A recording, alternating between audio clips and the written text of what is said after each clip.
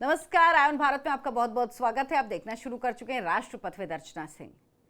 वो एक होता है सफेद झूठ, एक होता है ऐसा झूठ जो ट्रांसपेरेंट हो, विजिबल हो, मतलब झूठ हो ही नहीं लेकिन एक पूरी की पूरी इमारत, एक पूरी की पूरी कहानी बना दी जाए। जिस तरह से सर जी ने अपना शीश महल बनाया, जिस तरह से सर जी ने अपने शीश महल में लाखों रुपए का कमोड लगाया, उसी तरह का झूठ वो बोल रहे हैं जैसे शीश महल बनाने के बाद वो लोगों की आंख में धूल झोंकते रहे कि नहीं जी नहीं, मैं तो आम आदमी हूं जी। वही सर जी धूल झोंकने का काम दिल्ली की जनता की आंखों में एक बार फिर कर रहे हैं। कितना बड़ा झूठ बोला है उन्होंने। कहा कि सदन में जेपी नड्डा ने, जो बीजेपी के अध्यक्ष हैं, रोहिंग्या बांग्लादेशियों की बराबरी पूर्वांचलियों से की है। यह बात एकदम झूठ है।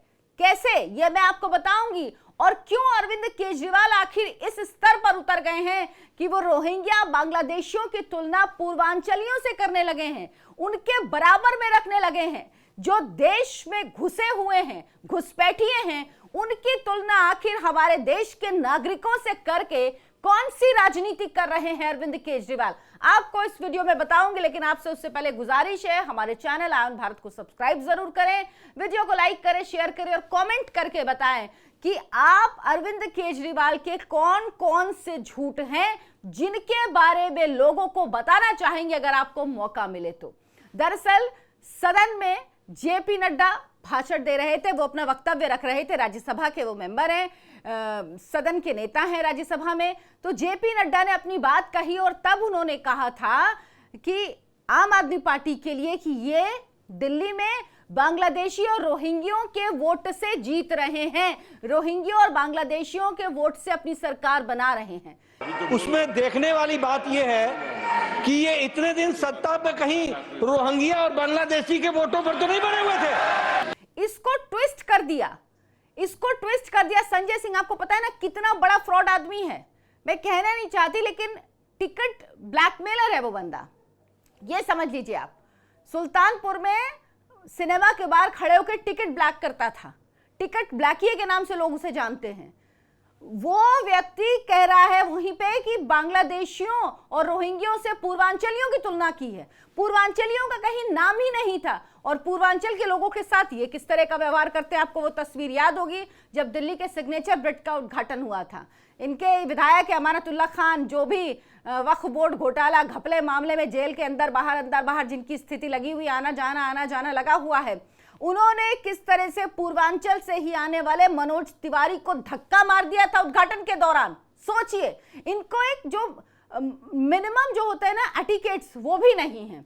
अब आती हूं इसी खबर पे। दरअसल अरविंद केजरीवाल कह रहे हैं कि जेपी नड्डा ने, राष्ट्रीय अध्यक्ष जो बीजेपी के हैं, उन्होंने पूर्वांचली समाज के खिलाफ सदन में बहुत गलत बात बोली थी। संसद में हमारे पूर्वांचली भाइयों को रोहिंग्या, बांग्लादेशी और घुसपैठिए तक कहा था, घुसपैठियों से तुलना तक की थी। साथ ही कह रहे हैं कि लोग फॉर्म भर कर पूर्वांचली समाज के लोगों का नाम कटवा रहे हैं। अब वो फिर एक वीडियो दिखाते हैं, उसके बाद कह रहे हैं कि जेपी नड्डा ने सदन में कबूल किया कि भारतीय जनता पार्टी के कार्यकर्ता पूर्वांचल समाज के लोगों को बांग्लादेशियों और रोहिंग्यों के नाम कहकर नाम उनके कटवा रही है। पूर्वांचल समाज के खिलाफ एक बड़ी साजिश है। अरविंद जी कह रहे हैं कि बिहार से आकर 40 साल से यहां रह रहे हैं पूर्वांचली, जिन्होंने दिल्ली को बनाने का काम किया, उनको रोहिंग्या और बांग्लादेशी कैसे कहा जा सकता है। केजरीवाल साथ में कह रहे हैं उनका नाम कटवा कर एक तरफ उनकी नागरिकता छीनी जा रही है, भारत में रहने का अधिकार छीना जा रहा है। हम सब जानते हैं वोटर आईडी कार्ड की वजह से सारी सुविधाएं मिलती हैं, उनमें से एक सुविधा छीनी जा रही है। सब सुविधाएं छीनने की साजिश कर रही है बीजेपी। कह रहे हैं दिल्ली में पूर्वांचल के जितने भी वोट हैं वो सभी कटवा दिए जाए, बीजेपी इसकी साजिश रच रही है। अभी कुछ दिन पहले मैंने एक बड़ा खुलासा किया था, उस वक्त मैंने शाहदरा के 11,000 वोटर की लिस्ट रखी थी जो बीजेपी ने चुनाव आयोग के सामने रखी उनका नाम कटवाने के लिए। 14 विधानसभाओं की लिस्ट भी रखी थी। बीजेपी अलग अलग जगहों पर हजारों नाम कटवा रही है। दिल्ली के अंदर पूर्वांचल समाज को पूरी तरह से उजाड़ने का प्लान बनाया है। जब आम आदमी पार्टी बनी है, हम लोगों ने पूर्वांचल समाज को सम्मान देने का और उनको बसाने का काम किया है। तो मैं सबसे पहले आपको सर जी याद दिला दूं, आपको याद होगा जब आपने कहा था कि ये यूपी बिहार के लोग आ जाते हैं दिल्ली 500 रुपए का टिकट लेके और या 5 लाख का फ्री इलाज कराते हैं। ये शायद आप ही ने कहा था ना, पूर्वांचलियों के लिए ये आप ही ने कहा था। कि दिल्ली में आके मुफ्त का इलाज कराते हैं ये लोग, केवल 500 रुपए का टिकट लेके दिल्ली चले आते हैं। आज आपको पूर्वांचलियों के लिए दर्द हो रहा है और इनको शर्म नहीं आती। ये घुसपैठिए जो हैं, रोहिंग्या बांग्लादेशी, इनको निकालने के लिए इनके फर्जी आई कार्ड बने हैं। कुछ दिन पहले मैंने आपको खुद बताया था कि एक एक व्यक्ति के 4 वोटर आईडी कार्ड हैं और उन वोटर आईडी कार्ड में एक स्पेसिफिक नंबर होता है, एपिक नंबर। वो नंबर एक ही होगा। अगर आपके 4 कार्ड भी बनेंगे, मानिए एक कार्ड आपने यहां बनवाया, दूसरा आपने जाके आपने एक दिल्ली का है, दूसरा लखनऊ का है आपका, तो लेकिन एपिक नंबर एक ही होगा। इसमें चारों के एपिक नंबर भी अलग अलग थे। 4 कार्ड ऐसे लोगों के नाम कटवाने की मुहिम बीजेपी ने चलाई है, क्योंकि ये जो रोहिंग्या बांग्लादेशी हैं इनको ये बसाते हैं। कुछ दिन पहले आपने वीडियो भी देखा होगा जिसमें ये कह रहे थे कि इनके ही विधायक अमानतुल्लाह कह रहे हैं कि मैं लोगों को 10-10 हजार रुपए दे रहा हूं, उनको राशन दे रहा हूं, बांग्लादेशी रोहिंग्याओं को बसा रहा हूं। उनका इन्होंने फर्जी वोटर आईडी कार्ड बनवाया, उनको अपना वोट बैंक बनाया और अब जब उनके नाम कट रहे हैं तो पता है क्या कह रहे हैं? कह रहे हैं पूर्वांचलियों के नाम कट रहे हैं।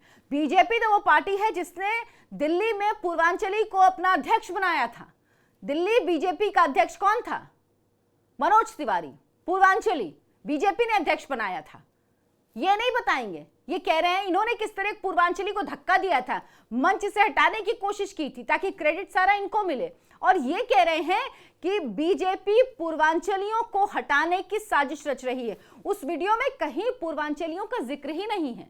और ये बात सही है, ये रोहिंग्या बांग्लादेशियों का वोट कट रहा है, इसीलिए इतना परेशान है कि ये पूर्वांचलियों को उसमें घसीट लाए हैं। सोचिए, जो देश के बाहर के लोग हैं, जो घुसपैठिए हैं, उनको आप पूर्वांचली कैसे बना सकते हैं? कैसे आप उनके कंपैरिजन में भी खड़ा कर सकते हैं? आप किसी और से कंपैरिजन करिए, समझ में आता है। आप रोहिंग्या बांग्लादेशियों से इस देश के नागरिकों की तुलना कर रहे हैं। आप कह रहे हैं कि पूर्वांचलियों के वोट कटवा रही है बीजेपी, उनकी नागरिकता समाप्त कर रही है। किसी में हिम्मत है जो भारत का नागरिक है उसके वोट कट जाए, उसका नाम कट जाए, उसकी नागरिकता छीन ली जाए? भारत में अदालतें हैं, चुनाव आयोग जाएगा, वो व्यक्ति अपनी पहचान देगा, उसका वोटर आईडी कार्ड बनेगा अगर फर्जी नहीं है तो। अरविंद केजरीवाल जी, आपकी सरकार की तरह ये देश नहीं चल रहा है।